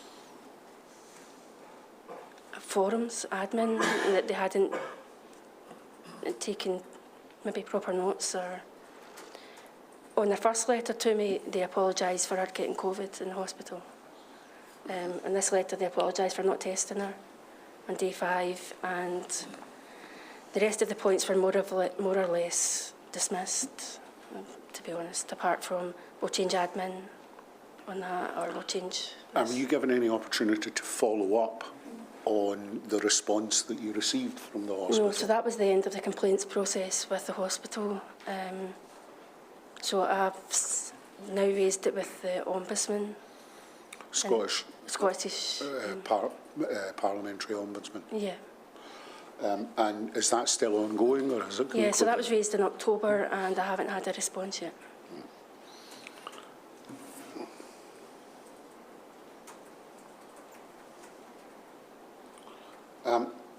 Towards the end of your witness statement, paragraph 138, you talk about lessons learned. And paragraph 138 talks about GPs and presumably also dietitians. Can you tell us what you mean by that? What's in 138? So it seemed to be, I don't know if it was a Lanarkshire Health Board directive or not, but certainly I didn't hear of any GP visiting patients during COVID. I did hear, because I mentioned this to someone who had a relative who was a doctor, a GP, and she said, no, he's been visiting patients. So it seemed that whether it was a health board decision or a GP decision, but it didn't seem across the board. Some GPs were visiting patients at home, some were not, and my mum's were not visiting at home. And no medical staff came in, and that's why we had to rely so heavily on NHS 24.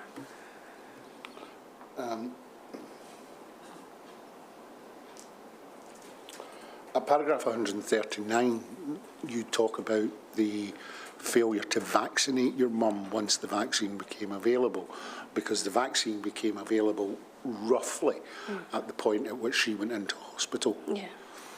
Tell me your...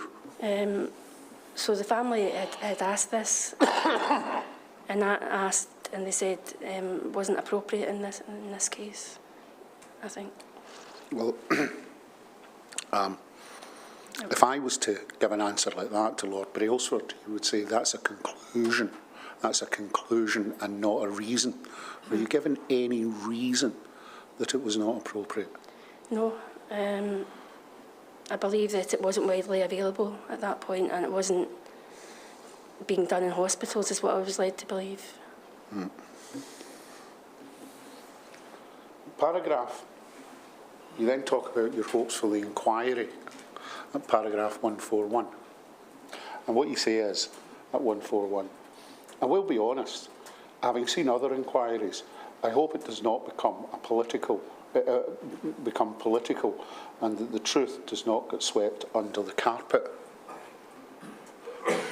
You continue, I also struggle with the fact that nobody is held accountable, although the findings may issue recommendations to health boards and governments. They're not enforceable. I want the truth to come out and people held accountable for the mistakes they made, as well as lessons to be learned. There should have been a degree of planning before this happened. It seemed like it was all reactive and haphazard. Guidance was changing by the minute, and nobody seemed to know what they were doing.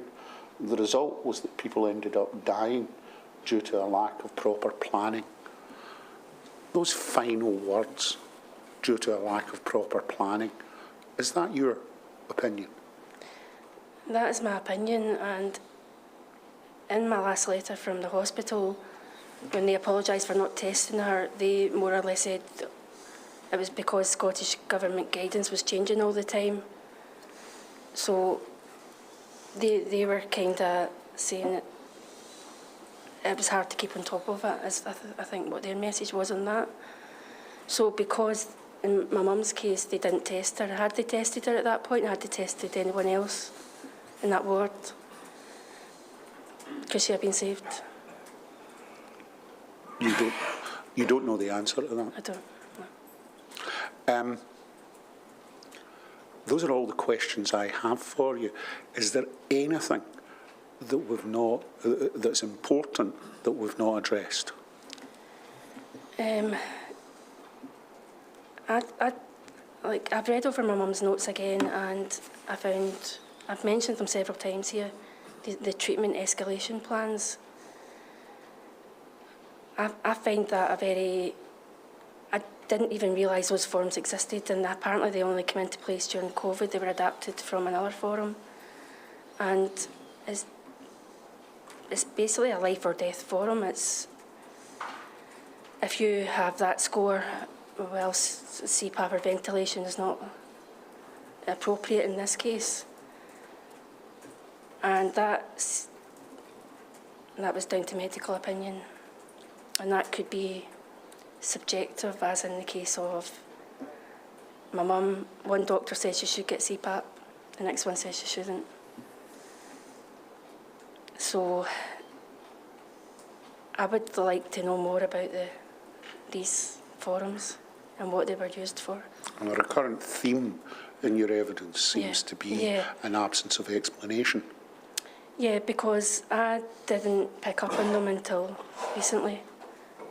But they seem to have been a forum used to make decisions on the ventilation requirements. And that's because you only got the medical records and the other materials read? No, I had been through it all before, but I must have looked at it in more detail this time, and saw it was related to the DNR, and then looked in more detail and found she had 3 on her records.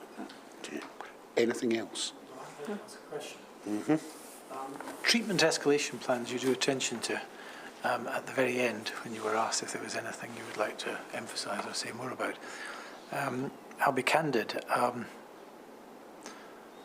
looked at an awful lot of people's medical records over the years, and I've never heard of a treatment escalation form. Can you tell me from your memory, and don't worry if you can't, was it a form which was unique to Monklands Hospital or unique to a partner? This was a wider form. Was it, who was the author of the form? Well, I understand it came from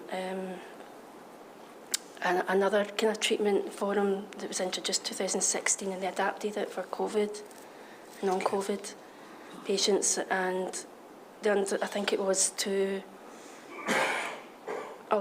make sure the patient was not given treatment they didn't need. So it seems to have been a form that was in existence prior to COVID, but was adapted specifically for, and from the way, no criticism of you, the way you've described it for me, it didn't emanate from a single hospital, so it sounds as if it came from a health board, something like NICE or something of that order. Good, that's about as much as you can tell me about it, no criticism intended. I think I've already said I'd like to see the medical records in this case, the medical records of your mother. I think we should look into the issue of treatment escalation for us, if you would. It's quite unusual for us to ask for medical records, but in this case, I think there's a specific reason for doing so. So we'll issue an order in respect of that. Yeah, thank you. Okay. I don't have anything else. Is there anything else that you want to say? No. Thank you very much indeed for your evidence today. Thank you. Thank you. Thank you. Very good. Right, we've finished early again. I've already asked if arrangements can be made, if it's possible, with the next witness coming early, that we'll start at 1:30. I don't know if that's possible or not, but we'll hope to start at 1:30. If not, it'll be 1:45. Yeah, it's Miss Bereaved this afternoon. I knew that. I'd like a word with you, actually. Yeah. Right, thank you. Thank you, sir.